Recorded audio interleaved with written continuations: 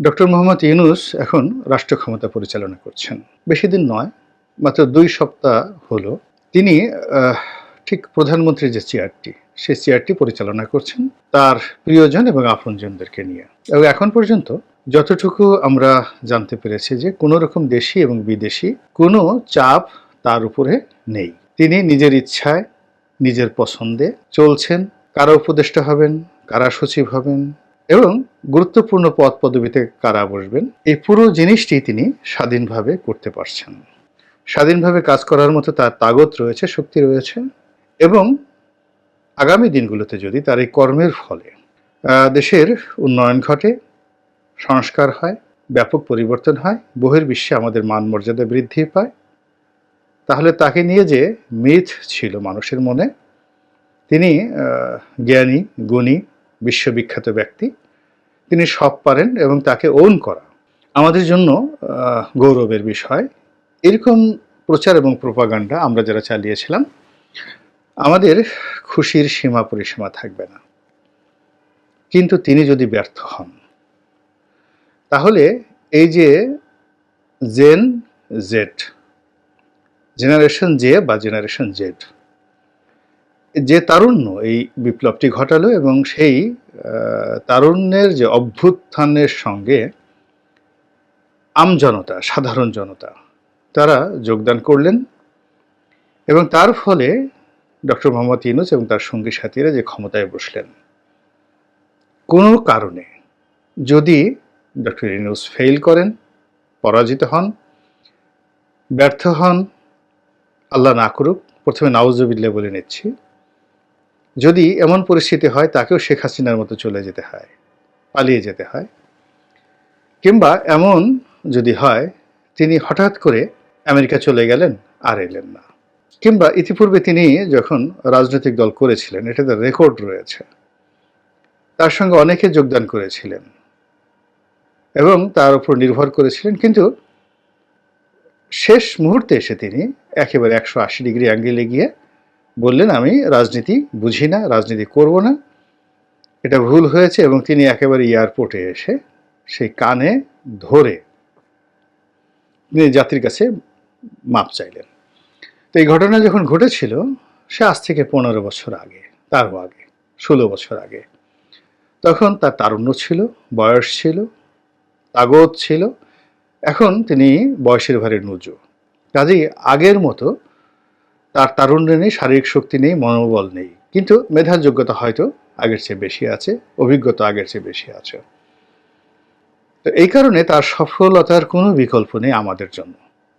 কারণ হলো, যদি তিনি ব্যর্থ হন, তাহলে এই যে তরুণ যারা জেনারেশন, লাখ লাখ তরুণ, যাদের ঘাম, যাদের অশ্রু, চোখের জল, যাদের রক্ত একাকার হয়ে গেছে বাংলার জমিনে, এবং এই রক্তের উপর দাঁড়িয়ে আজকের এই গণঅভ্যুত্থান কাজ করছে।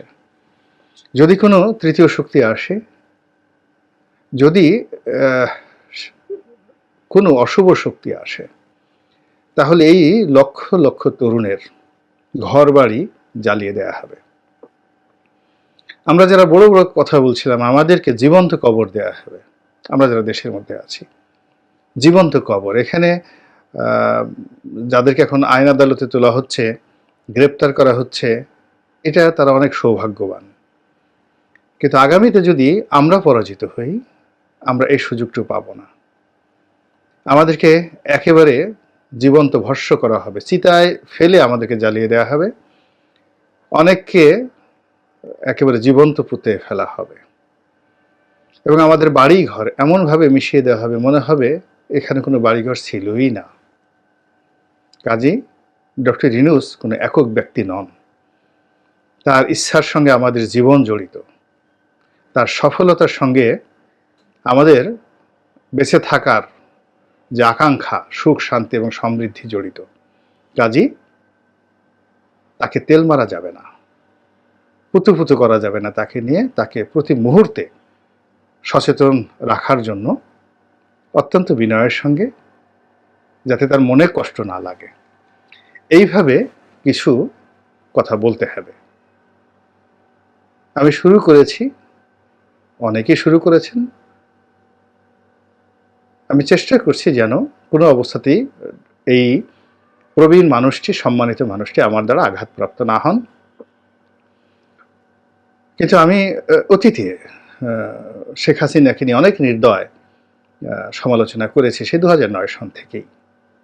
আপনারা যারা নিয়মিত আমার টকশো দেখেন, ভিডিও দেখেন, লেখালেখি পড়েন, তারা হয়তো জানেন। তো সে তুলনায় আমি ডক্টর মোহাম্মদ ইউনূসের ব্যাপারে আমি হৃদয়ের যে অর্ঘ্য, প্রেম, ভালোবাসা, প্রণতি, ঠিক সেইগুলোকে রেখে আমার পিতা, আমার কাকা, আমার দাদা, আমার সন্তান, আমার প্রিয়জন, তাদেরকে আমি যেভাবে অত্যন্ত বিনয়ের সঙ্গে যে বিষয়গুলো বলি, সেই কথাগুলি আমি তাকে বলছি। এই যে ক্ষমতা গ্রহণ করার পর থেকে তার মধ্যে যে সমস্যাগুলো দেখা দিচ্ছে, এই সমস্যাগুলো যদি তিনি দূর করতে না পারেন, তার সফলতার কোনো সম্ভাবনা নেই। তিনি বিপুল গৌরবে পরাজিত হবেন। এক এক করে বলছি। তার প্রথম সমস্যা হলো তার মধ্যে সুলতান ফিরোজ শাহ তুগলক সিনড্রোম দেখা দিচ্ছে। 2014 সন থেকে এই সিনড্রোমটি শেখ হাসিনার মধ্যে দেখা দিয়েছিল এবং এটি বাড়তে বাড়তে বাড়তে বাড়তে শেখ হাসিনার পতন পর্যন্ত তাকে পৌঁছে দিয়েছিল। এখন সুলতান ফিরোজ শাহ তুগলকের যে সিনড্রোম, এটা কি? যেহেতু তিনি পণ্ডিত ব্যক্তি, তার আশেপাশে অনেক পণ্ডিত ব্যক্তি রয়েছেন, কাজে এটা বলতে গেলে এই ভিডিওতে অ্যাটলিস্ট 30 থেকে 35 মিনিট সময় লাগবে। আমি শুধুমাত্র ইঙ্গিত দিয়ে দিলাম যে দিল্লিতে সুলতান মোহাম্মদ বিন তুগলকের পর যিনি দিল্লির সিংহাসনে বসেছিলেন অনবদ্যা এবং দীর্ঘ সময় তিনি ক্ষমতাতে ছিলেন, তার মধ্যে একটা দুর্বলতা ছিল। রাষ্ট্রবিজ্ঞান এবং রাজনীতির ভাষায় এটাকে ফিরোজ শাহ তুগলক সিনড্রোম বলা হয়।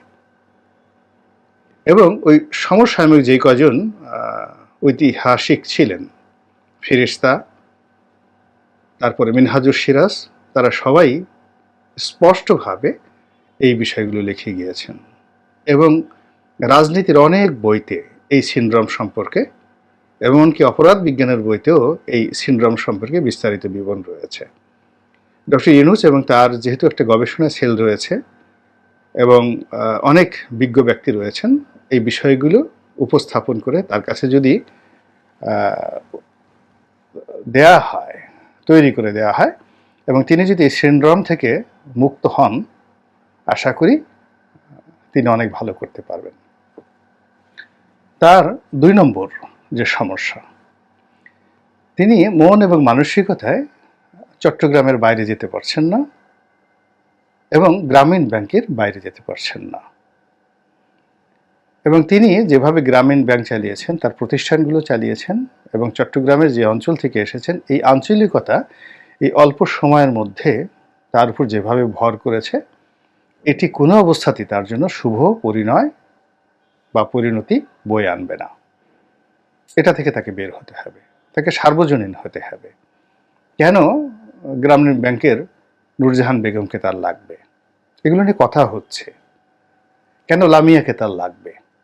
একেবারে সিনিয়র সচিব পদে লামিয়াকে প্রমোশন দিয়ে তার পাশে বসাতে হবে কেন? সিভিল সার্ভিসে, মিলিটারি সার্ভিসে, তারপর অন্যান্য জায়গা থেকে লোক নেই, কেন এই জায়গাগুলোতে লাগবে? এগুলো নিয়ে খুবই নেতিবাচক কথাবার্তা হচ্ছে। উনি বয়স্ক মানুষ, সব কথা তার সামনে কেউ বলতে পারে না, কিন্তু এই জিনিসগুলো ঘটছে এবং বিশেষ করে যেখানে পুরুষের সাথে নারী আছে, নারীর সঙ্গে পুরুষ আছে, বিশেষ করে রাষ্ট্র ক্ষমতা যারা পরিচালনা করেন, তাদেরকে এই ব্যাপারে খুবই খুবই সতর্ক হতে হয়। বাদশাহ হারুন আর রশিদের মতো মানুষ, তিনি যে বিপদে পড়েছিলেন শুধুমাত্র একজন রমণীর কারণে, যুদ্ধ হয়ে গিয়েছিল, এই জিনিসগুলো জানতে হবে। একজন রমণীর কারণে সম্রাট জাহাঙ্গীর, সম্রাট আকবরের মধ্যে, পিতা পুত্রের মধ্যে যুদ্ধ হয়ে গিয়েছিল। এরপর একটার পর একটা তার জীবনে অনেক নারী এসেছে বাদশাহ জাহাঙ্গীরের জীবনে, এবং সবগুলো নারীর জন্যই অসংখ্য খুন খারাপি হয়েছে, বদনামি হয়েছে, সমস্যা হয়েছে, এবং সম্রাট আকবরের জীবনেও ঠিক একই সমস্যা। এখন রাষ্ট্র চালাবেন, ভালো কথা, সব মিলিয়ে আপনি আপনার মতো করে নর্মাল ওয়েতে রাষ্ট্রের একটা যে প্রোটোকল আছে সেই প্রোটোকলের মধ্যে আপনি অনেক কিছু করতে পারেন। এটা দয়া করে তিনি যদি দেখেন যে গ্রামীণ ব্যাংকের মতো করে, গ্রামীণ ফোনের মতো করে, কোনো প্রাইভেট বা কর্পোরেট হাউসের মতো করে আসলে পাবলিক অফিসগুলো কখনোই চলে না। আর যিনি নেতা হবেন, 18 কোটি মানুষের নেতা হবেন, তিনি চট্টগ্রামের জোবরা গ্রামের বাসিন্দা হিসেবে তার মন মস্তিষ্ক সেই দিকে মোতবাজ্য করে রাখলে এই জিনিসটি হবে না। তারপরে যে বিষয়টি সেটা হলো, তার মধ্যে এখনো পর্যন্ত প্রো পিউপিল, সাধারণ আম জনতার সঙ্গে তার যে ইন্টারঅ্যাকশন, এটা স্বাভাবিক নয়। যেমন তিনি খুব আবেগের বশবর্তী হয়ে শহীদ সাইদের বাড়িতে গেছেন, সেখানে যে কথাগুলো বলেছেন, সেখানে কান্না করার চেষ্টা করেছেন। তার পিছনে দাঁড়িয়ে জনৈক ছাত্র নেতা বা সমন্বয়ক, তিনি চোখ পিটপিট করে বারবার চোখের পানি বের করার চেষ্টা করেছেন। এই দৃশ্যগুলো আসছে। আমি মনে করি যে এই কাজগুলো তার আর করা উচিত হয় না। এর কারণ হলো, প্রো পিউপিল, জনগণের জন্য যদি আপনাকে কাজ করতে হয় তাহলে জনগণের সঙ্গে ইন্টারাকশন থাকতে হবে, তাদের সুখ দুঃখের ভাগিদার হতে হবে। তিনি সেটা কখনো করেননি। ফলে জনগণের জন্য অশ্রু ফেলতে একটা সংবেদনশীল হৃদয় দরকার, যেটা বঙ্গবন্ধুর ছিল। আর যদি আপনি অভিনয় করতে চান তাহলে শেখ হাসিনার মতো পাক্কা অভিনেত্রী না হলে অভিনয় না করাও ভালো। কিন্তু শেষ পর্যন্ত শেখ হাসিনাও কিন্তু সব অভিনয় করতে পারেননি। তিনি লাস্টে মেট্রো রেলে গিয়ে বা অন্যান্য জায়গাতে গিয়ে যে অভিনয় করার চেষ্টা করেছেন, এটি ধরা খেয়েছেন। এটা গেল 3। 4 নম্বর হলো তার যে পররাষ্ট্র নীতি, সেই পররাষ্ট্র নীতির ক্ষেত্রে এখনো পর্যন্ত মারাত্মক দুর্বলতা আমি লক্ষ্য করছি। তিনি যাকে পররাষ্ট্র উপদেষ্টা হিসেবে মনোনয়ন দিয়েছেন, মিস্টার তৌহিদ, ইটস ওকে, কিন্তু he is not a leader. পররাষ্ট্র মন্ত্রণালয়ে অনেক যোগ্যতম ব্যক্তি আছেন যারা জ্ঞানে গুণে নেতৃত্বে তৌহিদ সাহেবের চাইতে অনেক অনেক প্রগতিশীল। তার ভিতর দেশপ্রেম কতটুকু আছে আমার কাছে মনে হচ্ছে না। এর কারণ হলো, দেশের এই মুহূর্তে তিনি আমেরিকাতে গিয়েছেন, সিয়াটলে গিয়েছেন। কেন গিয়েছেন? তার কন্যার সন্তান হবে। তো তার কন্যার সন্তান হবে, এই জন্য তিনি সেখানে গিয়েছেন। এই রাষ্ট্রের এই গুরুত্বপূর্ণ অবস্থায় পুরো মন্ত্রণালয়কে ফেলে দিয়ে চলে গেছেন। কাজে এরকম একজন লোককে তিনি সঙ্গী হিসেবে নিয়েছেন, যিনি হামিম অর্থাৎ বিপদের বন্ধু নন। যদি তিনি ডক্টর ইউনূসের কাছে বিস্তারিত বলে বিদায় নিয়ে থাকেন, তাহলে ডক্টর ইউনূসের এই মুহূর্তে এই যে পররাষ্ট্র মন্ত্রণালয়ের যে কর্মকাণ্ড, তার দায়িত্ব এবং কর্তব্য, এই সম্পর্কে তার কোনো ধারণাই নেই। তার ছুটি দেওয়া ঠিক হয়নি। আর যদি তাকে না বলে উনি ওনার মতো করে গিয়ে থাকেন, তাহলে তার ব্যাপারে ব্যবস্থা নেওয়া খুবই জরুরি। 4 নম্বর গেল। 5 নম্বর হলো তার যে অ্যাডমিনিস্ট্রেটিভ পাওয়ার, পুলিশে, সিভিল সার্ভিসে, মিলিটারি সার্ভিসে, কোনো জায়গাতেই এখন পর্যন্ত একটা সিঙ্গেল উদাহরণ আমি দেখতে পাইনি যার মধ্যে লিডারশিপ আছে, প্রত্যুত পণ্যমতিত্ব আছে, নেগোসিয়েশন আছে, ডিপ্লোম্যাসি আছে, পলিটিক্যাল মিশন আছে, ভিশন আছে, ইত্যাদি। সব কিছু মনে হচ্ছে স্ক্রিপ্ট অনুযায়ী হচ্ছে। কোথা থেকে কিভাবে কখন কোনটা ঘটছে আমরা টের পাচ্ছি না। এখন এই কাজগুলো তো আলটিমেটলি ডক্টর মোহাম্মদ ইউনূসকেই দায়িত্ব নিতে হচ্ছে। চিফ জাস্টিস তিনি রিফাত সাহেবকে কি চিনতেন? তো এত জায়গার মধ্যে তিনি এই হঠাৎ করে চিফ জাস্টিস নিয়োগ লাভ করলেন, তারপরে অ্যাটর্নি জেনারেল নিয়োগ লাভ করলেন। তার সঙ্গে এই দুটো রাষ্ট্রের খুবই গুরুত্বপূর্ণ পদ, এবং এই দুটো পদ ডক্টর মোহাম্মদ ইউনূসের জন্য অনেক গুরুত্বপূর্ণ, সর্বনাশের জন্য আর উপকারের জন্য। এই দুজন মানুষ কি করে এলো? পুলিশের IG, Dhaka metropolitan police commissioner, র্যাবের ডিজি, এই 3টি পদ কি করে এলো? তিনি কি আইজিকে চেনেন? তিনি কি মেট্রোপলিটন পুলিশ কমিশনারকে চেনেন, বা র্যাবের যিনি ডিজিকে করা হয়েছে তাদেরকে চেনেন? যদি জেনে থাকেন তাহলে এদের সকল দায় দায়িত্ব নিতে হবে। পুলিশ কেন গত 15 দিন পর্যন্ত অ্যাক্টিভ হতে পারছে না? কেন এই আইজি ওই তার আরামকে দ্বারাই বসে হেডকোয়ার্টারে সারাক্ষণ বসে থাকছেন? তার তো হেডকোয়ার্টারে একটা মিনিট থাকা উচিত না? প্রতিদিন তার অন্তত 10টা করে থানা ভিজিট করা উচিত প্রতিদিন, এবং থানার যারা কর্মকর্তা কর্মচারী রয়েছেন, কনস্টেবল রয়েছেন, তাদের সঙ্গে তার একসাথে বসে তার সিভিল ড্রেসে যাওয়া উচিত। ওই সমস্ত মাথায় ক্যাপ পরে হাতে লাঠি দিয়ে বড় একটা গাড়ি নিয়ে পো পো পো পো করে এটা ঘোরার কোনো দরকার নাই। তাকে তার যে কনস্টেবলরা ট্রমার মধ্যে আছে, ইন্সপেক্টর সাব ইন্সপেক্টর ট্রমার মধ্যে আছে, এই ট্রমা থেকে বের করার জন্য তাকে শুধুমাত্র পাখির মতো আগামী 1-2 মাস 3 মাস তাকে ঘুরতে হবে পুলিশের কর্মকর্তাদের। সেই কাজ না করে সেখানে একবার র্যাঙ্ক পড়াচ্ছেন, একবার ব্যাচ পড়াচ্ছেন। এবং আপনারা গিয়ে দেখেন যে পুলিশ হেডকোয়ার্টারে আইজির যে রুম, এইরকম বালাখানা আর কোনো কর্মকর্তার নাই। বেনজির সাহেব এটা করে গেছেন। সাথে আবার একটা বেডরুমও আছে, বিশাল একটা বেডরুমও আছে। আপনি খাবেন দাবেন ঘুমাবেন, সব রকম অফিসের ব্যবস্থা রয়েছে। এখন এই কাজ করলে তো আসলে ডক্টর ইউনূস চলতে পারবেন না। তার পুলিশ লাগবে, থানা লাগবে। থানাগুলোতে লোকজন ভিড় করছে, ছাত্ররা ভিড় করছে, সমন্বয়করা ভিড় করছে, তাদের সাথে পরামর্শ করে যেভাবে যাচ্ছে পাইকারি হারে মামলা হচ্ছে। এই আবার যাদেরকে ধরা হচ্ছে, কার কোথায় কিভাবে কারকে কয়টা ডিম মারা হবে, কি হবে, কোনো কিছুর মধ্যে পুলিশের সেই নিয়ন্ত্রণটা নেই। এই দায়িত্ব তো ডক্টর মোহাম্মদ ইউনূসকে নিতেই হবে। এবং তিনি যদি সেই কমান্ডটা না আনতে পারেন পুলিশ বাহিনীতে, তাহলে শুধু অসহায় বোধ করলে হবে না। এটি গেল 6 নম্বর। 7 নম্বরে তিনি যে ভাষণটি দিয়েছেন, সেই ভাষণের যে কথাবার্তাগুলো শুনতে ভালো, কিন্তু কোনো দিক নির্দেশনা নেই, অস্পষ্ট। রাজনীতিবিদ যারা হন, নেতৃত্ব যারা দেন, ভেরি পয়েন্টিভ। এই কাজ করব, এই কাজ করব না, এই কাজ আমি এতদিনের মধ্যে করব, এই কাজ আমি করব না, এটা আমার পক্ষে সম্ভব নয়, আমি সব দিতে পারবো না। কিন্তু নেতা যদি বলেন আপনারা আমাকে এনেছেন, আবার যখন বলবেন চলে যাবেন, আরে বাবা, তাহলে আপনি নেতা হবেন কি করে?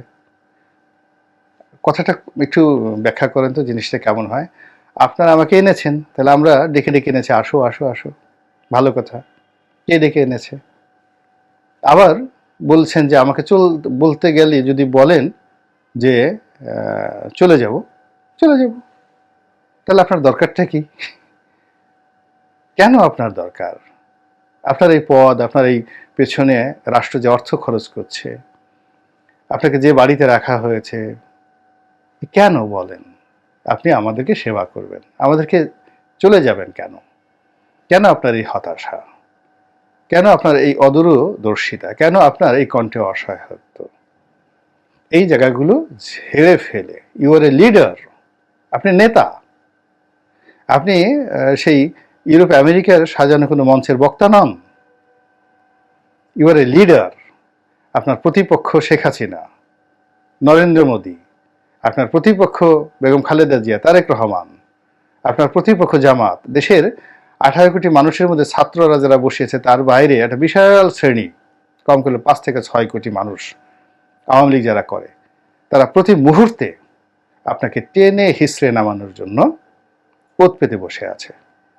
আপনার কণ্ঠে যদি দুর্বলতা থাকে, তারা তো আনন্দে লাফাবে, বগল বাজাতে থাকবে, ক্যাতকুত করে বগল বাজাতে থাকবে। বগলের সাবান দিয়ে ছোট গেলে আমরা যেভাবে বগল বাজাতাম না শব্দ করে, এইভাবে আপনার এই ভাষণ শুনে সবাই ক্যাতকুত করে তারা ডাকাডাকি শুরু করে দিয়েছে। যার জন্য ডক্টর মোহাম্মদ ইউনূস, মান্যবর প্রধান উপদেষ্টা, স্বনির্বন্ধ অনুরোধ, ঘুরে দাঁড়ান। আর এই সমস্ত এই যে পাঞ্জাবি পরা, তারপরে ওই যে সমস্ত এগুলো ঠিক না। আপনি একজন রাষ্ট্রপ্রধান, সরকার প্রধান।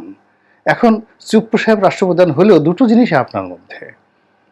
আপনি মার্সিডিজ গাড়িতে চড়ে ঘুরে বেড়াচ্ছেন, সবচেয়ে দামি একটা বুলেট প্রুফ গাড়ি, মার্সিডিজ এস ক্লাসের সবচেয়ে আপার গ্রেডের গাড়ি শেখ হাসিনা যেটা পরতেন, এর সাথে আপনার ওই পাঞ্জাবি, পুরনো পাজামা, এইগুলোকে মানে এগুলো আসলে মানায় না, দেখতে খারাপ দেখায়। You are representing the nation. এগুলো আপনি অন্য জায়গাতে সেগুলো হয়। আমি আপনাকে জাস্ট একটা কথা বলি, মানে সব কথা তো শুনতে ভালো হয় না। যেমন মহাত্মা গান্ধী, তিনি খালি গায়ে থাকতেন, ধুতি পরে থাকতেন। তো এটা নিয়ে একবার নীরজচন্দ্র চৌধুরীকে জিজ্ঞাসা করা হলো যে এই যে নেতাজি মানে নেতাজি তো না, বপু বা মহাত্মা গান্ধী, মহাত্মাজি, তিনি এই যে খালি গায়ে এইভাবে ঘুরেন এবং এইভাবেই তিনি ইংল্যান্ডে গেলেন, এটাকে আপনি কি দৃষ্টিতে দেখেন? Niraj Chandra Chaudhuri one of the greatest scholar এই শতাব্দীর। তো তিনি বললেন যে এর সে ভণ্ডামি আর নাই, ওর মধ্যে ভণ্ডামি ছাড়া আর কোনো কিছু নাই, কোনো লেখাপড়া নাই, কোনো জ্ঞান নাই, কোনো গরিমা নাই। ও ভণ্ডামি করে একটা সুযোগ নিয়ে এ ভারতবাসীকে বিভ্রান্ত করছে এবং ভারতের সমস্ত আন্দোলনকে সর্বনাশ করে দিচ্ছে। এবং এ কথা দেশ পত্রিকাতে 1986 সনে এই নীরজচন্দ্র চৌধুরী এই সাক্ষাৎকারটি ছাপা হয়েছিল। এখন প্রতিটি মানুষেরই স্থানকাল পাত্রভেদে আর ওইভাবে তার পোশাক আশাক, খাবার দাবার। আপনি থাকছেন যমুনাতে, চড়ছেন আপনি মার্সিডিজ বেঞ্চে, খাবার দাবার খাচ্ছেন রাজকীয় খাবার দাবার, আর আপনি পোশাক পরছেন গ্রামীণ চেক। It's not fair. আপনাকে অন্য সব রাজাবার সামনে দেখুন।